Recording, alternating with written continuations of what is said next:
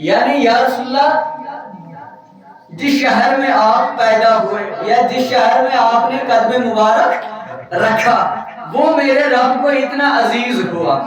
اب اس آیت مبارکہ سے میرا پروردگار یہ ارشاد فرما رہا ہے کہ کہیں آپ اسی آیت کی طرف ہی خالی نہ چلے جاؤ. کیا میرے رب نے مکہ مکرمہ کو ایک منبع رحمت بنایا ہے، لیکن مدینہ منورہ کو، مدینہ منورہ میں کعبے کا کعبہ ہے. کیا ہے؟ کعبے کا کعبہ ہے.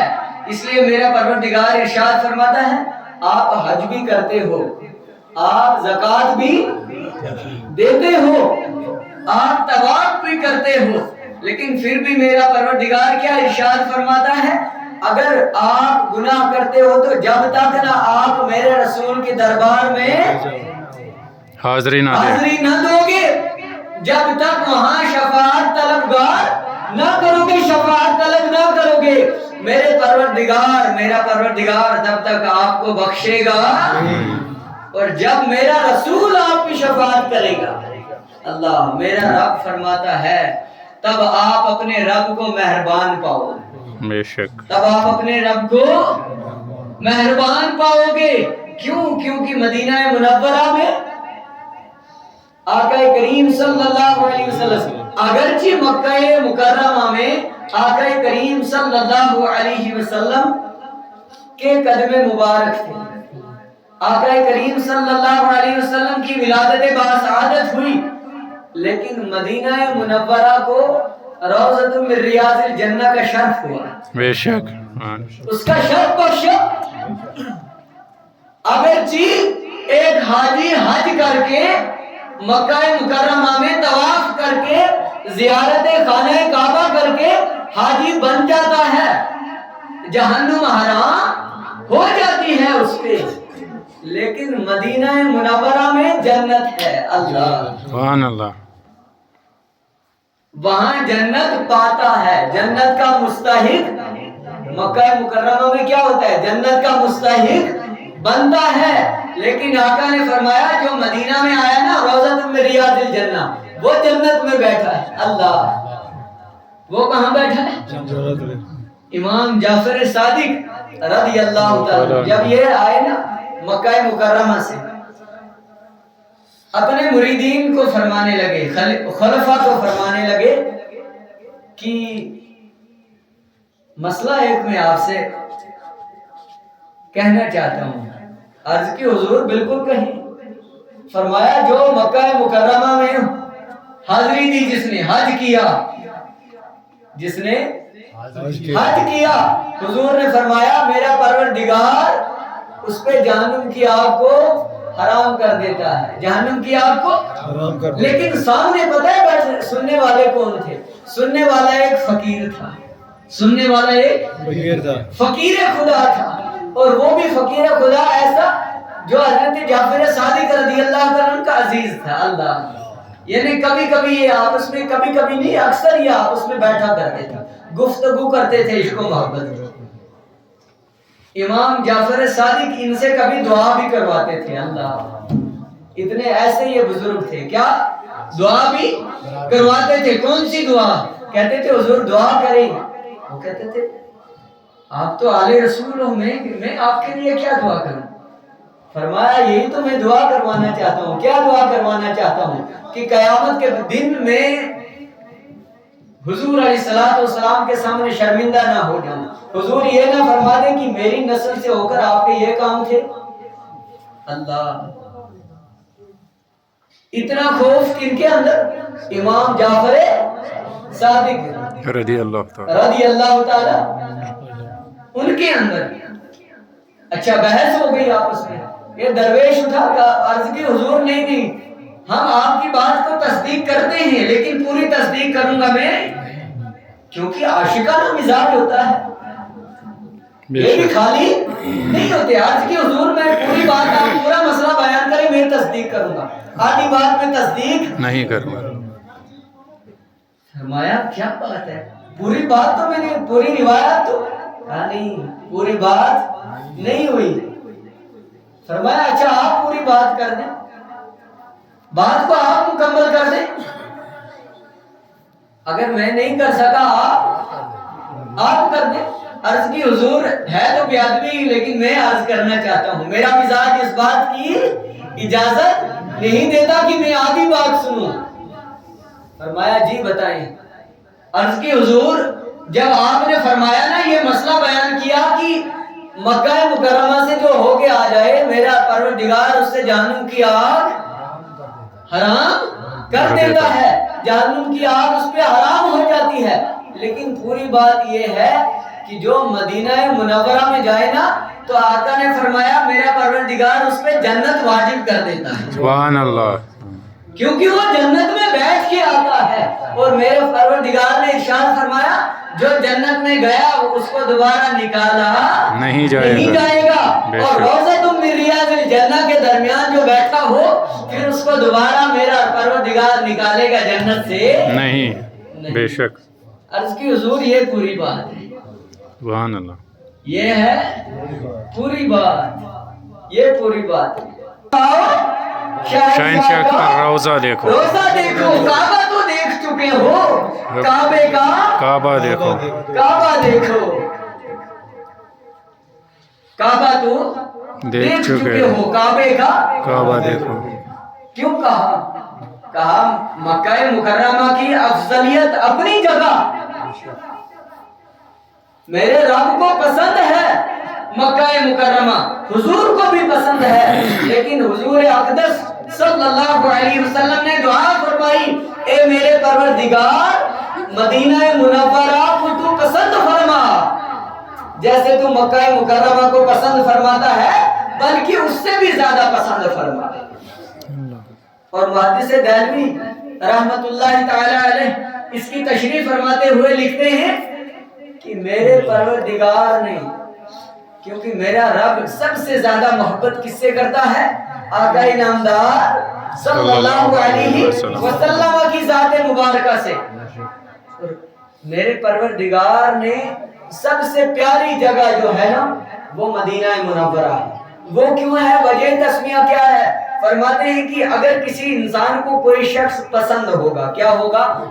وہ اس شخص کے لیے وہی چیز پسند کرے گا جو اس کو سب سے زیادہ پسند ہو، جو اسے خود کو بھی سب سے زیادہ وہ اس کے لیے وہ چیز پسند کرے گا جو خود کو سب سے زیادہ پسند ہو، وہ اس کے لیے وہ جگہ پسند کرے گا جو اسے سب جگہوں سے زیادہ عزیز ہو، پسند ہو۔ میرے پروردگار کو بھی مدینہ منورہ سب جگہوں سے زیادہ عزیز ہے۔ وجہ تسمیہ یہ بیان کرتے ہیں کہ اگر میرے پروردگار کو سب سے زیادہ پسند نہ ہوتی وہ جگہ تو آقا کریم صلی اللہ علیہ وسلم وہاں آخری وقت تک نہ رہتے، میرا پروردگار حضور کے لیے بھی وہ جگہ پسند نہ فرماتا۔ اور پوری دنیا میں جتنی بھی فتوحات ہوئی ہے، جتنے بھی فتوحات ہوئی ہے وہ جنگ کی بنا پر ہوئی، کس بنا پر؟ لیکن مدینہ منورہ امن والا شہر ہے، برکت والا شہر ہے، شفا والا شہر ہے، کیونکہ اس شہر میں اسلام پھیلایا آقا کریم صلی اللہ علیہ وسلم نے، فتح یاب ہوئے، لیکن کبھی بھی تلوار نکالنے کی ضرورت نہیں پڑی۔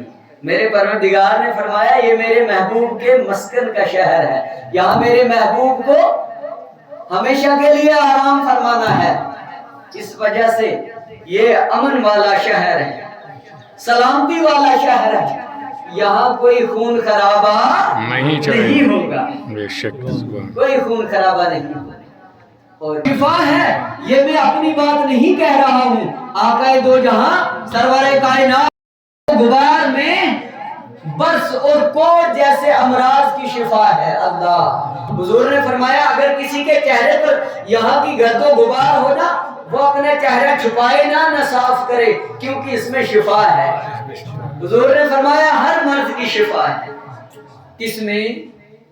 مدینہ منورہ کی گرد و غبار میں، وہاں کی مٹی میں اتنی شفا رکھی ہے، اتنی برکتیں رکھی ہے۔ اب دست اقدس آقا نامدار مدینے کے تاجدار دو عالم کے مالک و مختار احمد مجتبی محمد رسول اللہ صلی اللہ علیہ وسلم کے ہمارا نہیں ہے، ہمارا مولوی عاشق الہی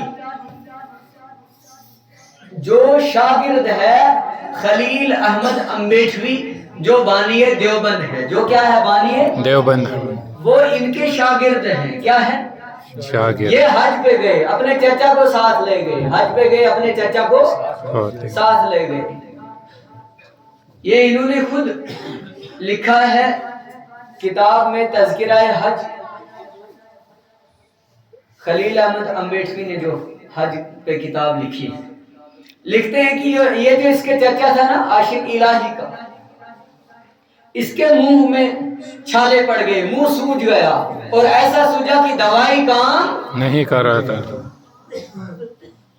دوائی کام ہاں جہاں کوئی دوا کام نہ کرے وہاں کھا کے شفا ہے، بے شک وہاں کھا کے اسی لیے کہتے ہیں نا بھائی اس کو تو خدا نہ خواستہ کینسر تھا، یہ پیر نے کیسے اس کو ٹھیک کر دیا، فقیر نے کیسے ٹھیک کر دیا، یہ زیارت پہ جاتا ہے کیسے ٹھیک ہو گیا، میں بتا رہا ہوں کیسے ٹھیک ہو گیا، خود لکھ رہے ہیں کیسے ٹھیک ہو گئے۔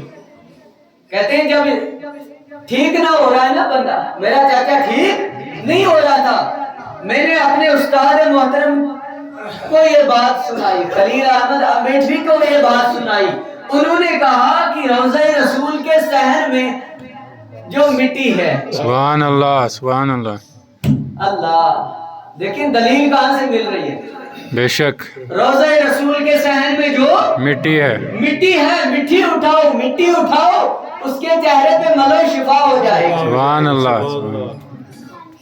اب یہ جو مولوی عاشق الہی ہے نا لکھتا ہے کہ میں نے اپنے چچا کو لیا ظہر کی نماز ادا کی روضہ رسول پہ، بالکل روضہ رسول صلی اللہ علیہ تب کے دور میں اتنی پابندیاں نہیں ہوا کرتی تھی، تب کے دور میں اتنی پابندیاں، یہ تو پابندیاں کچھ سالوں سے ہو رہی ہے، یہ بھی کسی حکمت عملی سے ہے، بے شک یہ میرے رب کی حکمت ہے، بندہ کوئی بھی کام کرے میرے پروردگار کی حکمت کے بغیر کر سکتا نہیں ہے سوائے گناہ، بے شک سوائے گناہ، ہاں۔ یہ لکھتا ہے کہ جب میں نے روضہ رسول پہ نماز ادا کی، نماز کہاں ادا کر رہی ہے اللہ، روضہ رسول پہ نماز ادا کر رہے ہیں صلی اللہ علیہ وسلم، جہاں آج کیا فتویٰ دے رہے ہیں انہی کے شاگرد، وہاں ہاتھ اٹھانا بھی جائز نہیں ہے، نعوذ باللہ انہی کے شاگرد فتویٰ دے رہے ہیں، ہمیں کیا پتہ ہے، اللہ ہمیں کہاں سے یہ بات معلوم۔ لکھتے ہیں کہ ہم نے وہاں سے ظہر کی نماز ادا کی، مٹی اٹھائی اور ان کے چہرے پہ لگائی تو قریب قریب اسی دن شفا حاصل ہو گئی، سبحان اللہ سبحان اللہ، اسی دن شفا حاصل ہو گئی تھی۔ کون لکھتے ہیں یہ خلیل احمد امبیٹوی اپنے شاگرد کا یہ واقعہ لکھتے ہیں اور کتاب بھی انہی کی ہے۔ اور پھر کون سا مرض پڑ گیا بھائی آج ان کے دلوں میں جو کہتے ہیں وہاں ہاتھ اٹھانا بھی جائز نہیں ہے، حالانکہ ان کے بزرگوں کو شفا ملی وہاں کی کھا کے شفا سے، سبحان اللہ سبحان اللہ۔ پھر یہ آج اس بات پہ کیسے دلیل دے سکتے ہیں کہ وہاں کھڑے ہو کر صلاۃ و سلام نہیں پڑھ سکتے؟ بھائی جب میرا پروردگار جو شہر میرے آقا سے منسوب ہے بے اس شک شہر میں جو مٹی ہے، گرد و غبار ہے، پھل پھول ہے، ان پھولوں میں، ان پھلوں میں، ان درختوں میں، اس مٹی میں، اس پانی میں شفا رکھ سکتا ہے تو میرے رسول کے دست اقدس میں کتنی شفا ہوگی۔ بے شک تو اس وجہ سے گویا آج اگر کوئی خود کو کہے گا نا کہ میں دیوبند سے تعلق رکھتے ہوں، ہمارا اختلاف اس سے نہیں ہے، لیکن اس بات پہ اختلاف ہے کہ وہ اپنا عقیدہ تو صحیح درست کرے، کیا کرے؟ ہاں۔ اور میرے شیخ الاسلام دامت برکاتہم العالیہ اپنی تفسیر میں لکھتے ہیں کہ امام المحققین رحمت اللہ تعالی علیہ، محدث دہلوی رحمت اللہ تعالی علیہ، امام قرطبی، قاضی ایاز علی رحمہ لکھتے ہیں کہ 100 حج کر لے بندہ، اللہ کتنے 100 حج کر لے بندہ، 100 عمرے کر لے، کوئی نماز زندگی میں نہ چھوٹی ہو، کبھی بھی زکوٰۃ نہ ترک کی ہو، نوافل کبھی نہ ترک کیا ہو، کیا نوافل بھی نہ چھوٹے ہو، نوافل تو اعلیٰ بات ہے، مستحب بھی نہ کبھی چھوٹے ہو، سنت فرض واجب سارے ادا کر رہا ہو، سنت فرض واجب سارا کچھ ادا کر رہا ہو، یعنی کوئی بھی ایسا وقت نہ ہے جس میں وہ ذکر اللہ سے غافل ہے، کتنا اعلیٰ مقام ہوگا اس کا، اللہ کتنا اعلیٰ مقام ہوگا، اور اس کی عمر بھی ہو جائے 100 سال، عمر بھی ہو جائے 100 سال۔ لکھتے ہیں کہ اس کے سارے اعمال، اس کے سارے 100 سال کے اعمال اور دربار رسالت میں ایک نقطے کے برابر بھی اگر اس کے دل میں کوئی گستاخی ہو جائے، اللہ اس کے دل میں ایک نقطے کے برابر بھی اس کے دل سے، اگر دل سے، ہاتھ پاؤں کی تو بات کی بات ہے، دل میں ہی اگر کوئی گستاخانہ بات ہے، کوئی گستاخی رکھتا ہے، فرمایا میرا رب قرآن مقدس میں ارشاد فرماتا ہے نا، ان تحبط اعمالکم وانتم لا تشعرون، آپ کے اعمال ضائع ہو جائیں گے اور آپ کو پتہ بھی نہ ہوگا، اللہ فرمایا میرا رب غیور ہے، کیا ہے؟ میرا رب غیور ہے، اس کو سب کچھ برداشت ہے، لیکن اپنے نبیوں کی گستاخی برداشت نہیں ہے، وہ بھی جب بات امام الانبیاء کی ہو، صلی اللہ علیہ وسلم۔ بے جب شک بات امام الانبیاء کی قدم اور قدم رکھ کے چلنا، ایسے سر کا موقع ہے ہو جانے والے، سبحان اللہ۔ لکھتے ہیں ارے حرم کی زمین ہے، یہ میرے آقا کا حرم ہے، میری آقا کا شہر ہے، قدم رکھ کے چلنا، یہاں تو سر سے چلو، اپنی آنکھوں کے بل چلو، موقع ہے ہو جانے والے۔ پھر کیا کہتے ہیں؟ برستا نہیں دیکھ کر اپنے رحمت رحمت، بدوں پر بھی برسا دو، برسانے برسانے والے، چمک تجھ سے پاتے ہیں سب پانے والے، کس سے پاتے ہیں چمک؟ آقا کریم صلی اللہ علیہ وسلم، صلی اللہ علیہ وسلم، کیونکہ پاتے ہیں نا چمک۔ آقا نے فرمایا میرے سارے صحابہ کس طرح ہے؟ چاند، یہ ستاروں کی مانند ہے، کس طرح ہے؟ بے شک ستاروں کی مانند ہے، تو وہ ستارے جو چمک رہے ہیں، یہ جو آب و ہوا کی روانگی ہے، یہ جو سورج کی شعاع ہے، یہ جو چاند کی روشنی ہے، یہ ساری تو میرے آقا کے صدقے میں، بے شک چمک تجھ سے پاتے ہیں سب پانے والے، میرا دل بھی چمکا دے چمکانے والے، یہی عاشق کا مقام ہے، بے شک یہی عاشقوں کا مقام ہے۔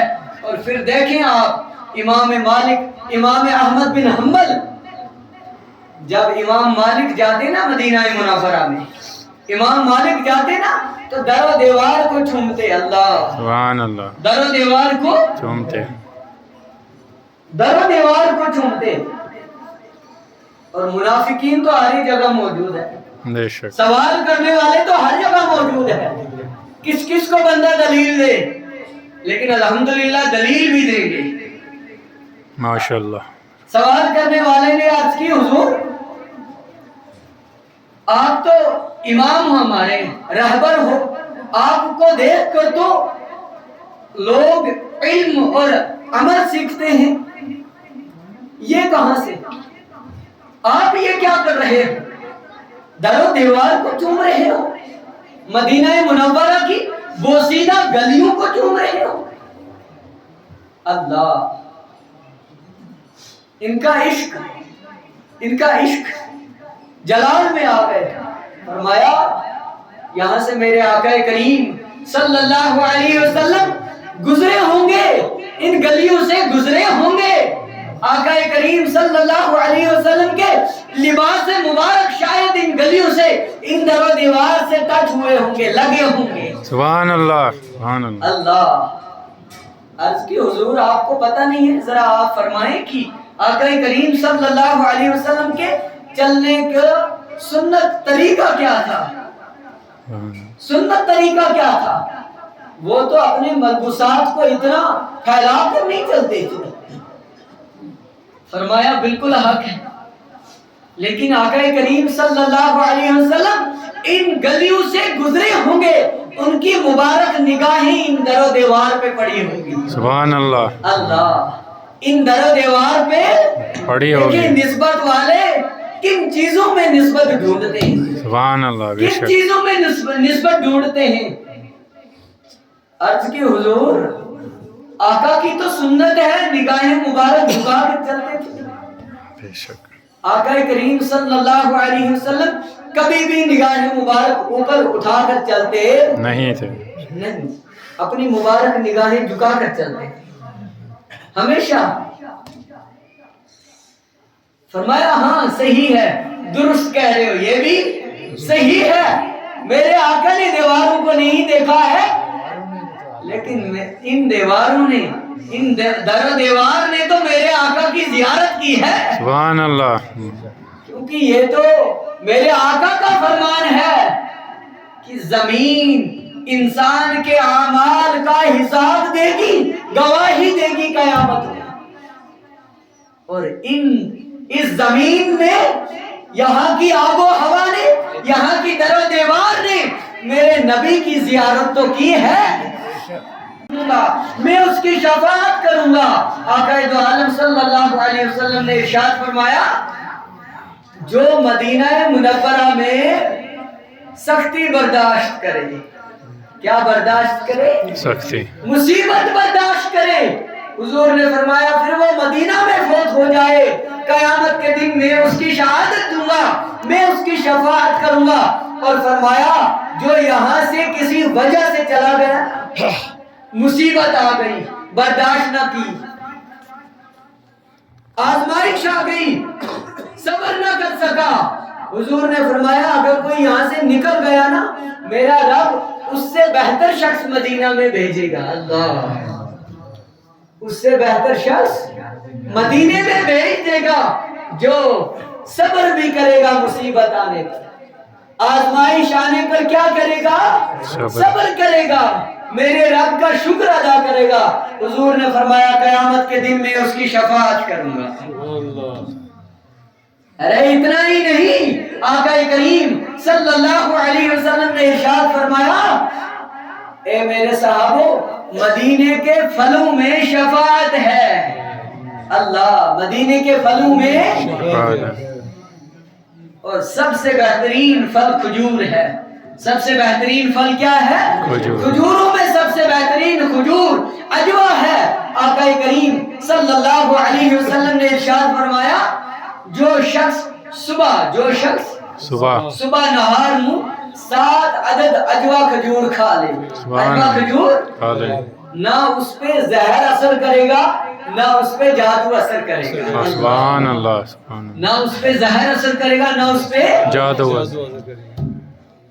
اس درخت کو یہ برکت، یہ شفاعت کہاں سے ملی؟ کیونکہ وہ درخت حضور اقدس صلی اللہ علیہ وسلم نے اپنے دست مبارک سے لگایا ہے۔ سبحان اللہ، سبحان اللہ، جنت کا درخت ہے۔ کہاں کا ہے؟ جنت کا، جنت کا درخت ہے، جنت کا درخت۔ حضرت ادریس علیہ السلام، ان سے نا حضرت رضوان علیہ رحمہ جو جنت کے دروگا ہے، جو جنت کے دروگا ہے، ان کی دوستی ہو گئی، ان کا آنا جانا لگا رہتا ہے، یعنی دروگا جنت ہمیشہ حضرت ادریس کے پاس آتے تھے۔ ایک مرتبہ انہوں نے فرمایا کہ آپ تو ہر روز آ جاتے ہو، دیکھ جاتے ہو، سیر کر جاتے ہو، کبھی مجھے بھی لے جاؤ۔ کبھی مجھے بھی لے جاؤ، میں بھی دیکھوں، کیونکہ آپ تو جنت کی دروگاہ ہو، وہاں آنا جانا ٹکٹ آپ دیتے ہو، اجازت آپ سے لینی پڑتی ہے، ہماری دوستی ہے، اب اتنا تو ہو سکتا ہے۔ کہا حضور ٹھیک ہے چلیں، جنت میں داخل ہو گئے، کچھ وقت سیر کی تو کہا حضور چلیں اب۔ فرمایا نہیں میں تو نہیں نکل رہا ہوں۔ اللہ فرمایا نہیں میں نکلوں گا نہیں اب میں نے نہیں نکلنا ہے۔ عرض کی حضور نہیں، آپ نے تو کہا تھا سیر کروں گا، میں نے بس سیر کرنی ہے۔ فرمایا یہ تو میرے رب کا حکم ہے کہ جو جنت میں آیا اسے میں نکالوں گا نہیں، اور جنت مومن کی سیر کرنے کی جگہ ہے، یہاں تو ہر کوئی سیر کرنے ہی آئے گا، کوئی بعد میں کوئی پہلے، میں آج ہی آ گیا، سبحان اللہ، میں آج ہی آ گیا۔ اب دروغہ جنت عرض کرتا ہے پروردگار میں کیا کروں، میں کیا کروں، یہ تو ہے آپ کا نبی، میں تو کچھ کر ہی نہیں سکتا۔ پروردگار نے حکم فرمایا کہ یہ جو آپ کے ذہن میں میسج ڈالی نا یہ بھی میری ہے، میں نہیں ڈالی، بے شک آپ کے ذہن میں جو سوچ ڈالی نا یہ بھی کس نے ڈالی، میں نہیں ڈالی، اور جنت میں جو اس کو داخل کیا کس نے کیا، اور یہاں اڑنے پہ جو اس کے دل میں یہ جو بات ڈالی نا یہ بھی میں نے ڈالی۔ بے شک اللہ جل شانہ۔ اس وجہ سے مومن کی مسکن کیا ہے، بے شک جنت ہے۔ لیکن اگر دنیا میں حضور نے فرمایا جنت دیکھنا چاہتے ہو نا،